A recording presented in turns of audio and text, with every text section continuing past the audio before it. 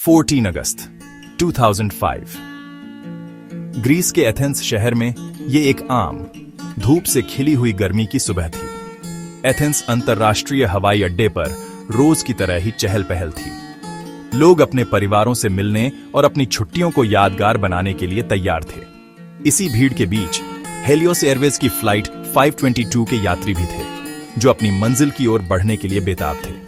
उन्हें इस बात का जरा भी अंदाजा नहीं था कि उनकी यह उड़ान इतिहास की सबसे रहस्यमयी घटनाओं में से एक बनने वाली थी। ये एक आधुनिक बोइंग 737 विमान था, जिसे एविएशन की दुनिया में एक भरोसेमंद वर्कहॉर्स माना जाता है। विमान में 115 यात्री और 6 क्रू सदस्य सवार थे। इनमें हंसते खेलते बच्चे, अपने भविष्य के सपने बुनते नौजवान और कई परिवार थे जो एक साथ छुट्टियां मनाकर लौट रहे थे। विमान का रूट साइप्रस के लारनाका से शुरू होकर एथेंस में एक ठहराव के बाद चेक गणराज्य की राजधानी प्राग तक का था। स्थानीय समय के अनुसार सुबह 9:07 पर फ्लाइट 522 ने एथेंस के रनवे से आसमान की ओर उड़ान भरी। टेक ऑफ बिल्कुल सामान्य था। विमान धीरे धीरे बादलों के पार अपनी निर्धारित ऊंचाई की ओर बढ़ रहा था। नीचे जमीन पर मौजूद एयर ट्रैफिक कंट्रोलर्स के लिए यह दिन की सैकड़ों उड़ानों में से बस एक और उड़ान थी, लेकिन कुछ ही पलों में यह शांति एक भयानक अनसुलझे सन्नाटे में तब्दील होने वाली थी। जैसे ही विमान 12,000 फीट की ऊंचाई पर पहुंचा, पायलट ने जमीन पर मौजूद कंट्रोल टावर से संपर्क किया। यह उस विमान से आया आखिरी संदेश था। इसके बाद एथेंस एयर ट्रैफिक कंट्रोल ने विमान से संपर्क करने की अनगिनत कोशिशें की, लेकिन रेडियो के दूसरी तरफ से कोई जवाब नहीं आया। सिर्फ एक गहरी, डरावनी खामोशी थी।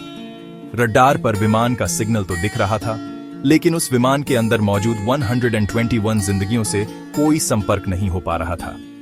विमान अब ऑटो पायलट पर था, एक स्वचालित भूत की तरह आसमान में तैर रहा था। एक घोस्ट फ्लाइट जो उड़ तो रही थी, पर उसे कोई चला नहीं रहा था। 34,000 फीट की ऊंचाई पर उस बंद केबिन के अंदर क्या हुआ होगा? यह सवाल जमीन पर मौजूद हर अधिकारी के मन में गूंज रहा था। अगले 2 घंटों तक यह रहस्यमयी विमान ग्रीस के आसमान में चक्कर काटता रहा, जबकि नीचे डर और भ्रम का माहौल गहराता जा रहा था। क्या विमान को हाईजैक कर लिया गया था? क्या कोई विनाशकारी तकनीकी खराबी आ गई थी? या फिर सच्चाई इन सब से कहीं ज्यादा चौंकाने वाली थी? यह कहानी है फ्लाइट 522 की, एक ऐसी उड़ान जिसका अंत आज भी लोगों के दिलों में सिहरन पैदा कर देता है। रात के 9 बजे थे। एयरपोर्ट की चमकदार रोशनी में हजारों कहानियां एक साथ सांस ले रही थीं। कोई अपने सपनों का पीछा करने निकला था, तो कोई अपनों के पास लौट रहा था। हर चेहरे पर एक मंजिल थी, एक उम्मीद थी। इसी भीड़ में थे फ्लाइट 121 के मुसाफिर। उनके लिए यह बस एक और उड़ान थी, एक शहर से दूसरे शहर तक का महज कुछ घंटों का सफर। शुरुआत सब कुछ सामान्य था। गेट नंबर 24 पर लंबी कतार लगी थी। बोर्डिंग पास और पासपोर्ट हाथों में लिए लोग अपनी बारी का इंतजार कर रहे थे। सब कुछ बेहद सामान्य था, इतना सामान्य कि उबाऊ लगे। एक युवा जोड़ा शायद हनीमून पर जा रहा था, एक दूसरे के कानों में कुछ कहकर हंस रहा था। एक बिजनेसमैन लगातार अपनी घड़ी देख रहा था, जैसे वक्त को अपनी मुट्ठी में करना चाहता हो। किसी ने भी उस वक्त हवा में तैर रही अनहोनी की हल्की सी भी गंध महसूस नहीं की। विमान के अंदर का माहौल भी रोज जैसा ही था। एयर होस्टेस के चेहरों पर पेशेवर मुस्कान थी, जो हर यात्री को तसल्ली दे रही थी। लोग अपना सामान ऊपर केबिन में रख रहे थे, अपनी सीटों पर बैठकर बेल्ट बांध रहे थे। हंसी, बातें और सफर की थकान। एक अजनबीपन था, लेकिन साथ ही एक अजीब सा अपनापन भी, जो कुछ घंटों के लिए इन 217 लोगों को एक दूसरे से जोड़ने वाला था। हर कोई अपनी छोटी सी दुनिया में मग्न था। किसी को अंदाजा भी नहीं था कि कुछ ही देर में ये उड़ान, ये सारे चेहरे, ये हंसी और ये बातें इतिहास का हिस्सा बन जाएंगी। टेक ऑफ से ठीक पहले जब केबिन की बत्तियां धीमी हुईं, तो एक पल के लिए वो पूरी तरह बुझ गईं। सिर्फ एक पल के लिए, लेकिन उस घने अंधेरे में एक अजीब सी खामोशी छा गई थी। फिर बत्तियां वापस आ गईं और सब कुछ पहले जैसा हो गया। ज्यादातर लोगों ने इस पर ध्यान भी नहीं दिया, या शायद इसे एक मामूली तकनीकी गड़बड़ी समझकर नजरअंदाज कर दिया। लेकिन कुछ आंखें थीं जो अब बेचैनी से एक दूसरे को देख रही थीं। अपनी सीट पर बैठे एक अधेड़ उम्र के व्यक्ति ने अपनी पत्नी की ओर झुककर धीरे से कहा, क्या तुम्हें भी लग रहा है कुछ अजीब सा है इस उड़ान में? हवा में कुछ भारीपन सा है। उसकी पत्नी ने उसे शांत करने की कोशिश की, लेकिन उसकी अपनी आंखों में भी एक सवाल था। उधर केबिन क्रू अपनी जगहों पर खड़े थे, सुरक्षा निर्देशों का प्रदर्शन कर रहे थे। उनके चेहरे पर वही सधी हुई मुस्कान थी, उनकी आवाज में वही पेशेवर आत्मविश्वास था। लेकिन अगर कोई बहुत ध्यान से देखता तो शायद कैप्टन के उस आखिरी अनाउंसमेंट में एक हल्का सा तनाव महसूस कर सकता था। वो एक ऐसा तनाव था जिसे शब्दों में बयां नहीं किया जा सकता, बस महसूस किया जा सकता था। और फिर विमान के इंजन पूरी ताकत से गूंज उठे। रनवे की बत्तियां तेजी से पीछे छूटने लगी। विमान ने जमीन छोड़ी और अंधेरे आसमान में एक चमकते सितारे की तरह ऊपर उठ गया। नीचे शहर की रोशनियां छोटी होती जा रही थीं और ऊपर बादलों के पार एक अनजाना भविष्य इंतजार कर रहा था। एक ऐसा भविष्य जो फ्लाइट 121 के किसी भी मुसाफिर ने अपने सबसे बुरे सपने में भी नहीं सोचा होगा।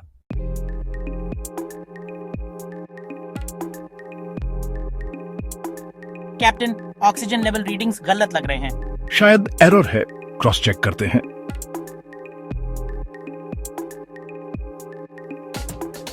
लेकिन जो कुछ हो रहा था वो महज एरर नहीं था।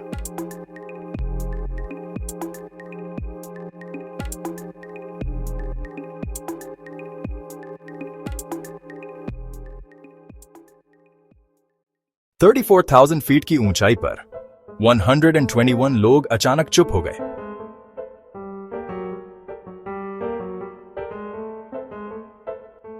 न चीख, न हरकत, बस खामोशी।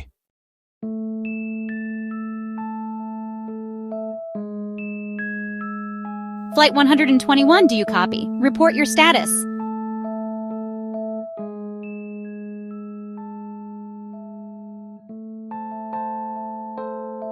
Unresponsive. Scramble the fighters. Control tower से लगातार कॉल हो रहे थे, लेकिन जवाब कहीं से नहीं आया।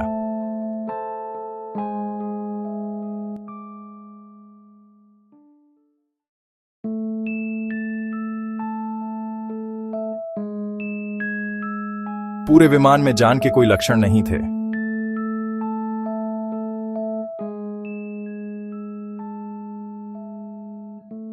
We have visual. सब यात्री फ्रोजन है, कोई हिल भी नहीं रहा।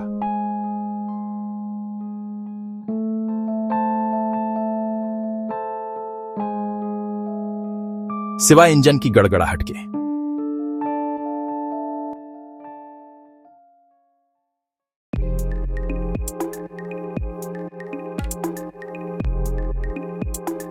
कप्तान बेहोश थे, सिस्टम्स अपने आप चल रहे थे। They're all gone. The plane is flying itself. और ये विमान अब बस आसमान की मर्जी पर था।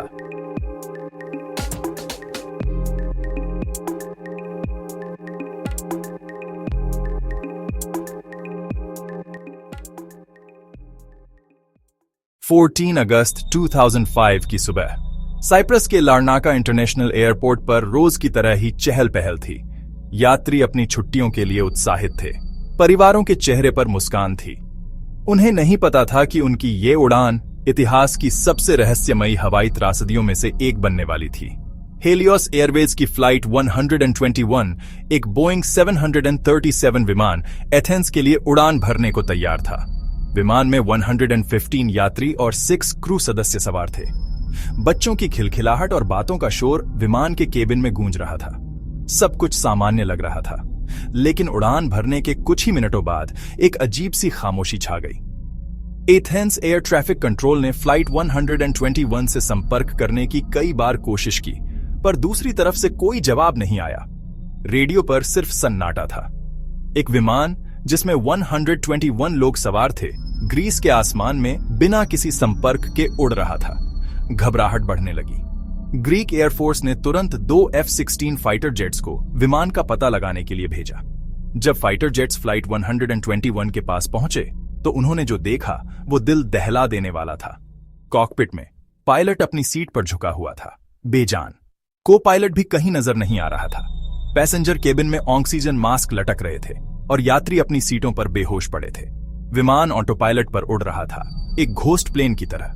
तभी F-16 के पायलटों ने एक अविश्वसनीय दृश्य देखा।